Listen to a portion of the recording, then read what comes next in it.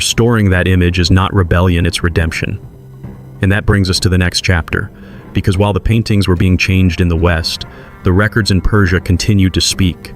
They spoke of a people with dark skin, sacred names, and echoes of Kushite royalty. And in the next section, we'll explore the strange and powerful overlaps between ancient Jewish theology and African spiritual traditions.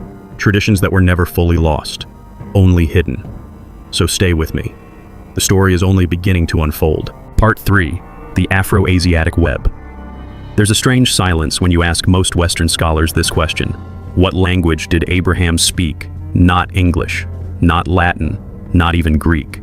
The answer, Hebrew. But Hebrew is just one thread in a much larger tapestry, one that the modern world has quietly forgotten. You see, Hebrew doesn't exist in isolation.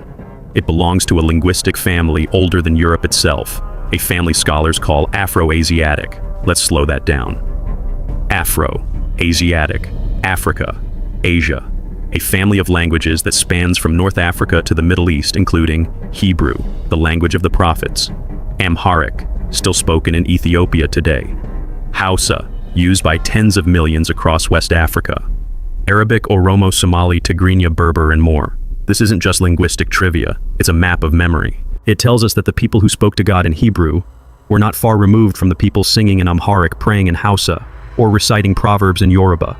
Let that sink in. The language that thundered on Mount Sinai flows through the same riverbed as the tongues of Africa. This isn't just about similarity in sounds, it's about structure, roots, worldview.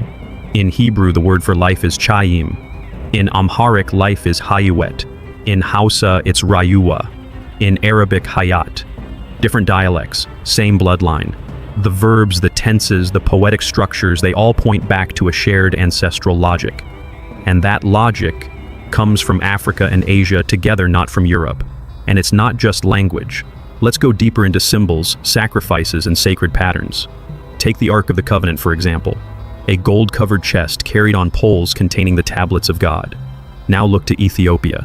In Orthodox Ethiopian churches, every altar contains a tabut, a sacred replica of the Ark covered, veiled, honored. Priests will not even touch it directly. It is carried during holy days wrapped in fabric with singing and dance. Sound familiar? Or look at ancient Israel's priestly garments. Ephod, breastplate, bells and pomegranates, linen robes. Now compare them to the ceremonial attire of West African spiritual elders or high priests in Yoruba and Igbo traditions. Even the symbolism overlaps. 12 stones on the breastplate, 12 clans, 12 tribes. Coincidence or continuity? You see, theology travels, and memory, even when fractured by exile,